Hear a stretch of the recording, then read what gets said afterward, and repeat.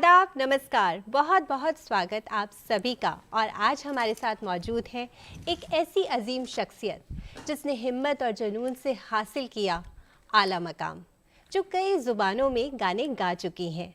अपनी मखमली आवाज़ से लोगों के दिलों पर राज करने वाली मशहूर गुलकारा हेमलता।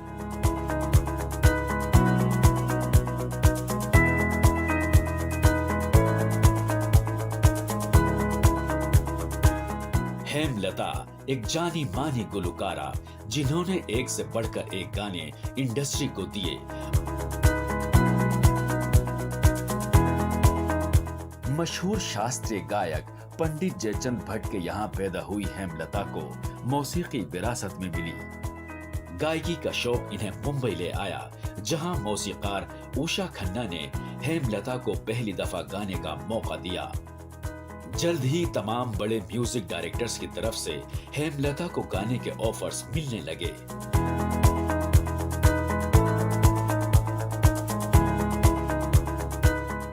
मशहूर मौसीकार रविंद्र जैन ने इन्हें फिल्म फकीरा में गाने का मौका दिया, जिसके बाद हेमलता ने कभी पीछे मुड़कर नहीं देखा। 5000 से भी ज्यादा गाने गा चुकी हेमलता ने हिंदी के अलावा मुल्क और गैर मुल्की जबानों में भी गाने गाए हैं। अपनी गायकी के अलग अंदाज और मिठास के दम पर लोगों के दिलों पर राज करने वाली हेमलता ने अपनी काबिलियत और जद्दोजहद के दम पर एक अलग ही मकाम हासिल किया है।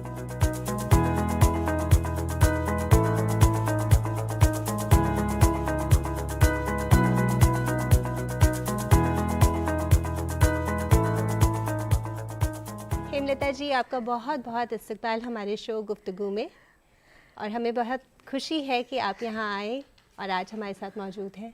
दूरदर्शन के सभी श्रोताओं को और सभी दर्शकों को मैं नमस्कार कहती हूँ। सबको नमस्कार है, आपको नमस्कार है। जी हेमलता जी, कई दशकों का सफ़र रहा आपका जी, और कितने सालों से आप काम कर रही हैं आपकी गायकी का, और हमने सुना है कि आज भी आप शोज़ कर रही हैं।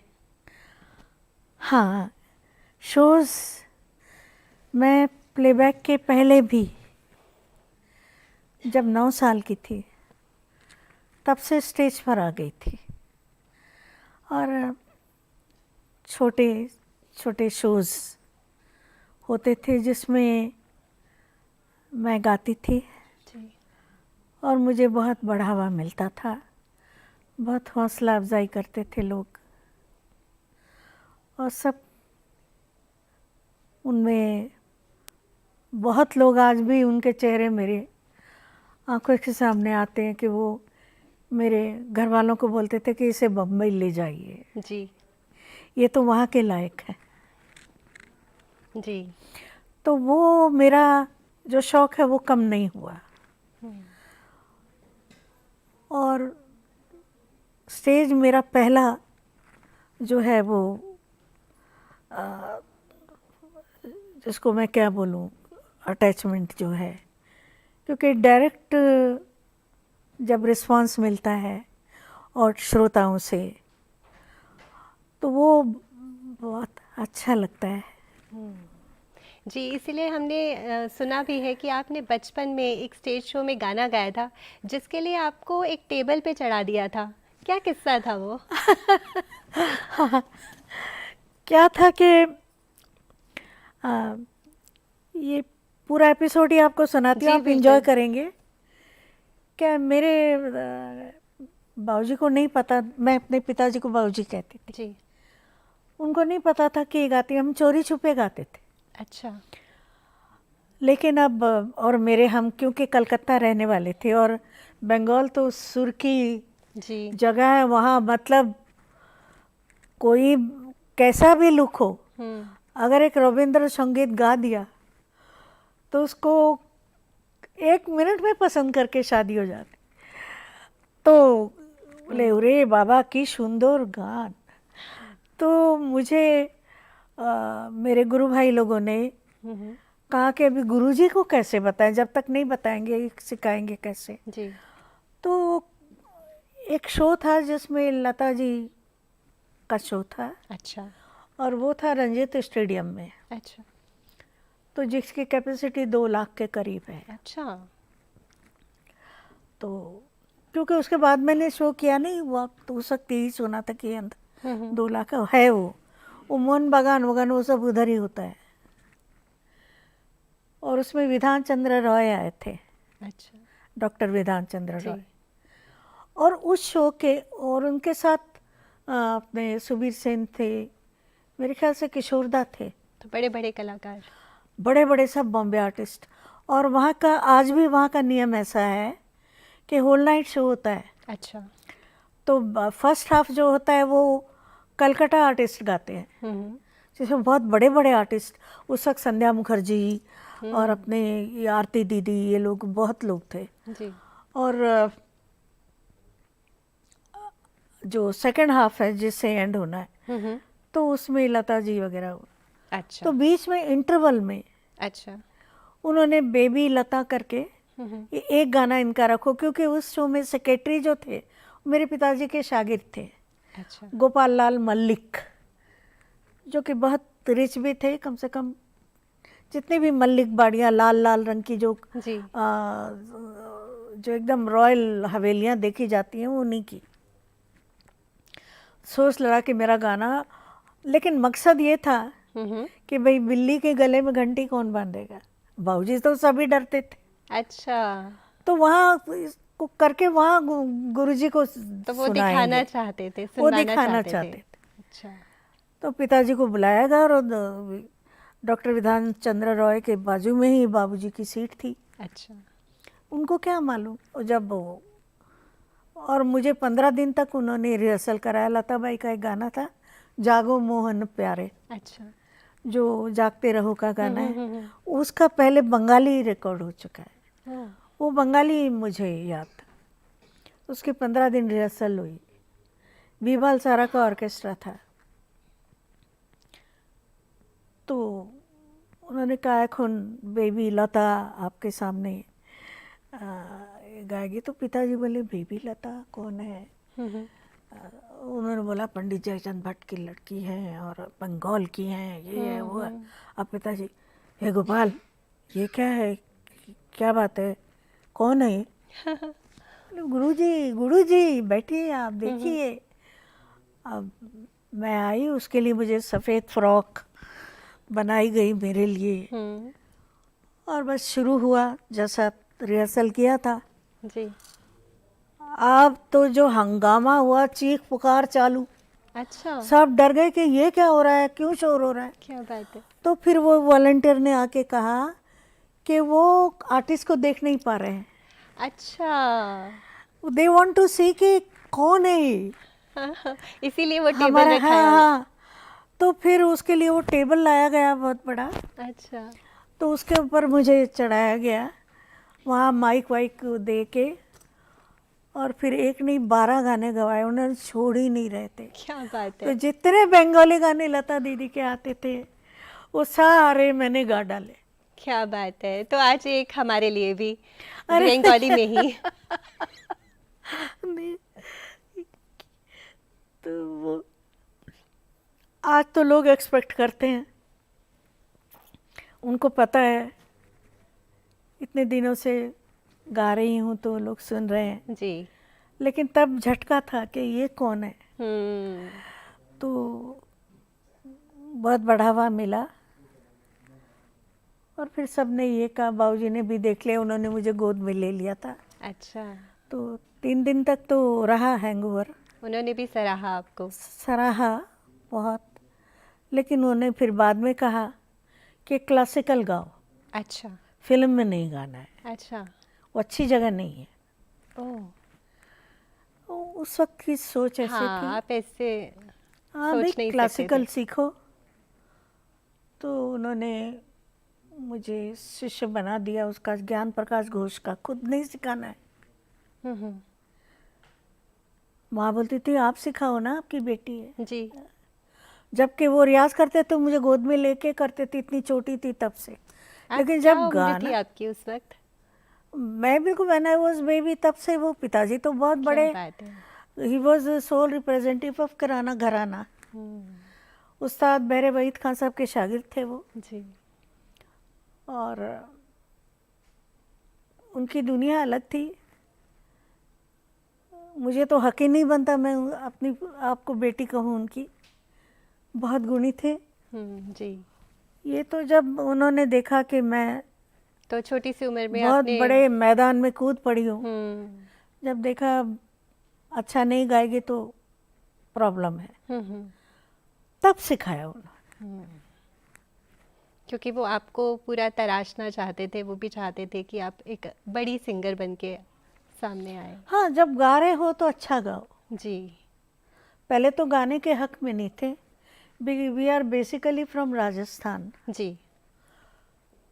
और माँ गोंदिया महाराष्ट्र का लास्ट शहर है, तो मेरी ननिहाल की तरफ से बढ़ावा होता था मुझे, लेकिन चोरी चोरी।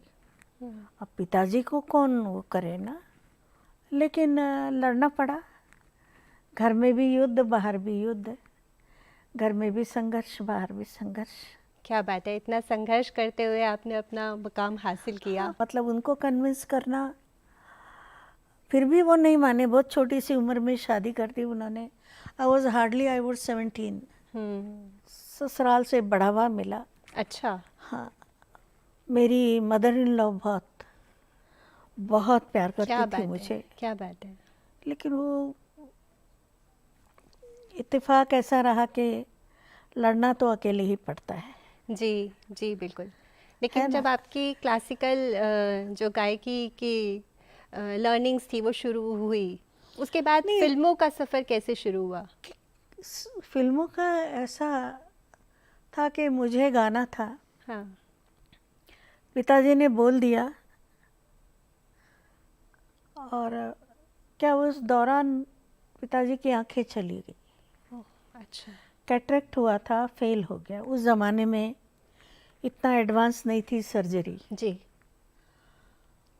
तो उनकी सोच थी कि हमारे यहाँ बहुत छोटी लड़कियों की शादी कर दी जाती शादी है। कर दी जाती है। तो मैंने कहा कि इसकी हाथ पीले कर दो। हम्म, तो मेरे 3 भाई थे, बोले उनकी तरफ फोकस करेंगे। हम्म, तो मेरी आंटी, मेरी बुआ, ये लोग बॉम्बे में थे। जी। तो बोले बहन से भी मिल लूँगा, बहुत ज़माना हुआ। और मेरा भाई जो भाइयों में वो बड़ा था, मैं सबसे बड़ी हूँ, अच्छा। तो उसको उस्ताद अल्लाह रखा खां साहब का शागिर्द बना देंगे। अच्छा। जो कि बॉम्बे आए, बुआ से मिलना जुलना हुआ, और उन्होंने उनसे मिले और शागिर्द बन भी गया वो। तो बोले इसी में 10-15 दिन कल बम्बई घूम लेंगे, तब तक इसका कीड़ा भी ठीक हो जाएगा। अच्छा। गाने का। मैं समझ गई कि ये तो कीड़ा मारने के लिए लाया है। अच्छा, तो अब क्या करें। लेकिन पिताजी के एक मित्र थे, उन्होंने कहा कि यार तुम ये क्या कर रहे हो, ये तो प्लेबैक मटेरियल है, और इसको सिर्फ तुमने जन्म दिया है इसीलिए इसकी प्रतिभा को तुम दबा दोगे। भगवान ने तो दिया है इसको। बिल्कुल। तो पिताजी बेचारे चुप। तो भी उन्होंने सोचा इतने जल्दी क्या होगा, हाँ नहीं नहीं ठीक है, देख लो सुन लो कुछ। तो उन्होंने उस्ताद रईस खान साहब के पास आपको मेरे से मिलाया, और महेंद्र कपूर से मिलाया। अच्छा। तो उस्ताद रईस खान साहब ने मुझे सुना, वो तो बहुत खुश हो गए। कितने महागुणी हैं, और जी। वो सितारिस्ट, बहुत अच्छे जी सितार। जी बिल्कुल। तो उन्होंने उनके यहाँ एक बहुत मशहूर कव्वाल हैं अजीज नाजा, अच्छा। जिन्होंने झूम बराबर झूम शराबी गए। उन्होंने जाके कहीं ऐसी तारीफ कर दी अच्छा। कि कहा मेरी नींद उड़ गई है, अब आपकी भी नींद उड़ जाएगी। और मुझे कहा कि 5 बजे इस जगह जाओ और मिल लो। हम चले गए, पिताजी ने बोला ठीक है, कहीं बुलाया है तो गए, उनको गाना सुनाया, ये नहीं मालूम कि ये कौन है। उन्होंने कहा दूसरे दिन 5 बजे आप फिर से आइए। और जब हम मिलकर आए तब मालूम पड़ा वो नौशाद साहब थे। ओह अच्छा। और दूसरे दिन जब हम गए जी। तो वहाँ एक और शख्स बैठे थे, वो सिगरेट से लेके, हाँ। उनको देख के डर लग रहा था मुझे। अच्छा। ही वॉज के आसिफ। तो उन्होंने मेरे डैडी को कहा कि हम इसको गवा रहे हैं, लेकिन 5 साल का एग्रीमेंट करना है कि फिर ये कहीं नहीं गाएगी 5 साल तक। अच्छा। क्योंकि मुझे इसे ट्रेन भी करना है, बहुत छोटी है, वॉइस में मेच्योरिटी चाहिए। और जो माइक का गाना है, जो फिल्म का जो कैसे काफ़ी टेक्निकल गाना होता है, बिल्कुल बिल्कुल। ऐसे नहीं कि कोई भी बिल्कुल। वो एक अलग चीज़ है जो सबके बस की नहीं है। जी। तो ये चीज़ मुझे भी बहुत बरसों बाद समझ में आई। जी। गाते गाते गाते गाते तो पिताजी को और क्या चाहिए था, 5 साल तक तो चुप रहेगी। ओह, उन्हें ये मिल गया था। हाँ, तो बोले आए, मुझसे सीखे, और फिर उन्होंने कहा कि मैं इसको गाऊंगा, इंट्रोड्यूस करूंगा। लेकिन पूजा जी वो इतने बड़े थे, इतने ग्रेट थे कि इंडस्ट्री में जब मालूम पड़ा, मीडिया को जब मालूम पड़ा कि नौशाद की नई देन हेमलता, तो जंगल की आग की तरह इतना ज़्यादा वो हो गया हंगामा, और हम किसी को सुनाना नहीं। तो हमारे पास कभी रोशन साहब आ रहे हैं, कभी श्री रामचंद्र आ रहे हैं, कभी सलील चौधरी, इतने बड़े बड़े लोग जिन्हें आप कुछ कह भी नहीं सकते। उनका नाम लेते हुए भी ज़बान लड़खड़ा जी।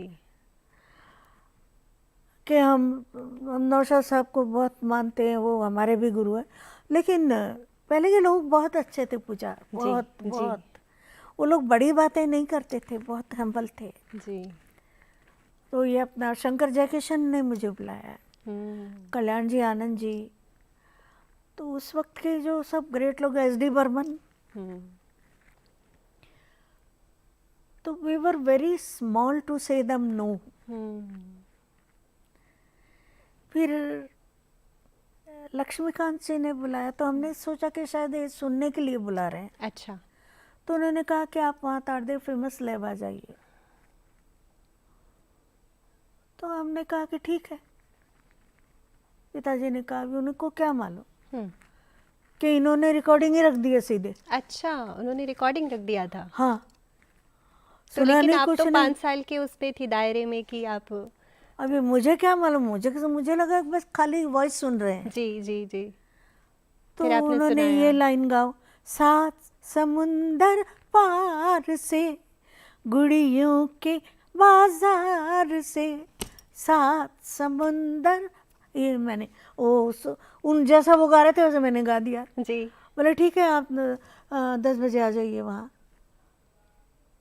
और जब बाहर गए तो मालूम पड़ा कि वो तो रिकॉर्डिंग के लिए बुला रहे हैं। तो हम डर के मारे गए नहीं। अच्छा। अब आप बताइए, रिकॉर्डिंग में हाँ बोलो, और गाना था लता बाई के साथ। जी।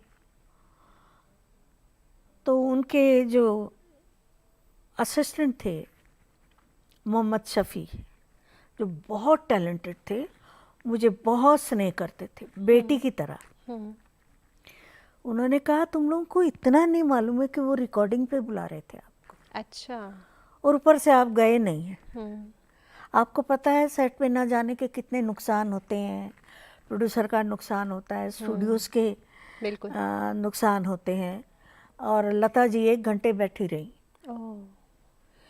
फिर बाद में अमुक को बुलाया गया, उसको बुलाया गया। तो और ज़्यादा डर गए। अच्छा। तो दूसरे दिन उनके म्यूज़िक रूम में पहुंच गए माफ़ी मांगने के लिए। और मेरे तो आंखों से टप टप टप टप। लक्ष्मी जी ग्रेट लोग थे, देखिए। वो सीधे मेरे पिताजी के कंधे पे हाथ रख के कहते हैं, पंडित जी मुझे मालूम है, मैं समझता हूँ, ठीक है मैंने मैनेज कर लिया, डोंट वरी। बोले नहीं मुझे माफ़ कर दीजिए, मेरे से मैं सोचा नहीं था। बोले मैं जानता हूँ आपको। जब हम जाने लगे बोले लेकिन एक बात याद रखिएगा, 5 साल बाद जब आपकी बेटी इस एग्रीमेंट से बाहर निकलेगी तब आप इसको कहाँ गवाएंगे, क्योंकि तब तक आप इस इंडस्ट्री को नाराज़ कर चुके होंगे। बिल्कुल जाहिर सी बात है। ये वो इंडस्ट्री है, ये उनके शब्द हैं, बिल्कुल। जहाँ लता मंगेशकर जैसी हस्ती ने चप्पलें तोड़ी हैं। जी बिल्कुल। तो आपकी बेटी को तो ट्रे में करियर मिल रहा है। बिल्कुल सब कुछ मिल रहा है। नौशाद साहब ने दे दिया आपको। जी बिल्कुल। जो जो आपके लोग आपके चक्कर काट रहे हैं, उनको उनके सामने जाने में लोगों को बरसों लग जाते हैं, कई बार ज़िंदगी गुजर जाती है। तो इस तरह से आपके वालिद ने समझा इस बात को? तो पिताजी ने रात भर सोचा। दूसरे दिन जो पहला मैसेज हम लोग एग्रीमेंट को हमने बहुत रोकर, डिसऑनर नहीं कहूँगी, डिसऑबे कहूँगी, किया क्योंकि ही इज़ ग्रेट। उन्होंने ना गवा कर भी मुझे करियर तो दे दिया था। बिल्कुल ईमानदारी की बात। बिल्कुल बिल्कुल दे दिया था। तो हम जब बम्बे आ रहे थे तो एक लेटर लेकर आए थे। अच्छा। ये जबलपुर में एक पिताजी के मित्र थे और साल 2 साल में जब भी पिताजी जाते थे उनका प्रोग्राम कराते थे। He was I think barrister. अच्छा। वीडी भार्गव। अच्छा। तो उनको भी पिताजी ने ऐसे ही सुनवाया था कि इसकी आवाज़ सुन लीजिए, इसको कीड़ा है गाने का। अच्छा। इसको ज़रा ज्ञान दो कि वहाँ मत जाओ, अच्छा नहीं है। तो उन्होंने भी वही कहा कि क्या है पंडित जी, आपको क्या हो गया, बहुत अच्छा गाती। तो उन्होंने एक लेटर लिख के दिया था। अच्छा। वो पीएल संतोषी जी के नाम पे। ओह। तो बाद में वो लेटर जो रखी हुई थी, क्योंकि नौशाद साहब का जब बुक किया तो फिर वो निकाला और पीएल संतोषी साहब से मिलने गए, उनको दिया। बरसते पानी में गए थे, भीग गए थे। तो उन्होंने बहुत प्यार से बिठाया, लेटर पढ़ा, मेरी एक लाइन सुनी और एक फ़ोन किया। कहा देखो मेरी फिल्म शुरू होने में मैं ज़रूर इसको एक गाना गाऊंगा, लेकिन वो उनमें 2-3 महीने लगेंगे, लेकिन आप यहाँ जाइए और इसको गाना सुनाइए। और वहाँ फ़ोन किया कि मैं एक लड़की को भेज रहा हूँ, आप ये आवाज़ सुनो। अच्छा। उसके बाद आप जो करो, लेकिन आप सुन लो, क्योंकि मैं समझता हूँ ये लड़की आएगी। अच्छा। तो वापसी में आते वक्त बीच में ही उनका स्टूडियो था, घर पड़ता था। अच्छा, घर था, उनके घर पे गई थी। ये थी उषा खन्ना। हाँ उषा खन्ना, बिल्कुल। तो वहाँ गए तो वो अकेले अपने म्यूज़िक रूम में बैठी थी हारमोनियम लेके और कुछ कंपोज कर रही थी। हम लोग पहुँचे, उन्होंने बोला आइए आइए, मैं आप ही का इंतज़ार कर रही थी। और मुझे कहा आओ बैठो, और कहा ये लाइन गाओ।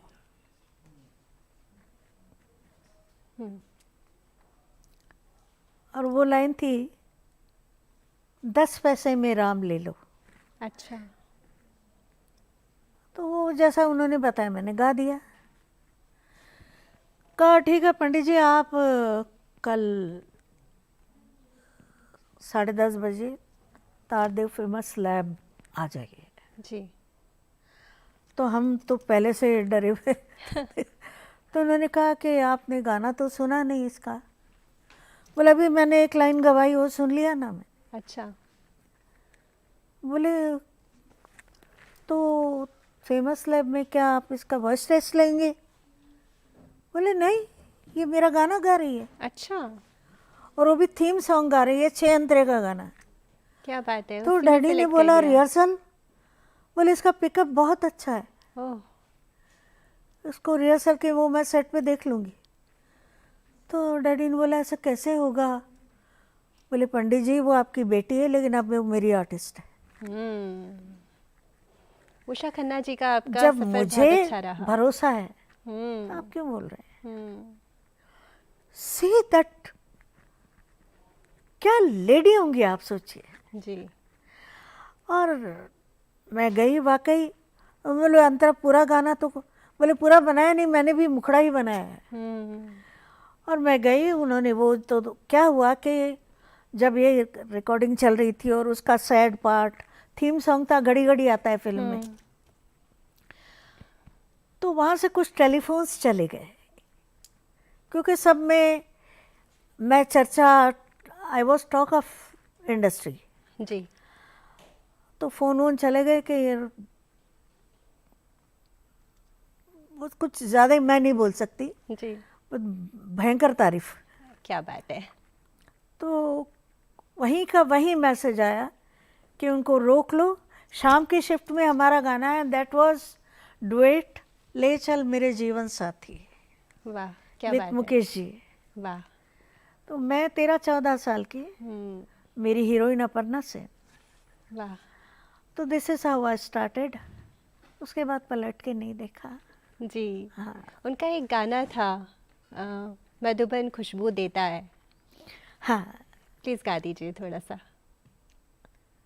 मधुबन खुशबू देता है, सागर सावन देता है, जीना उसका जीना है, जो औरों को जीवन देता है, मधुबन खुशबू देता है।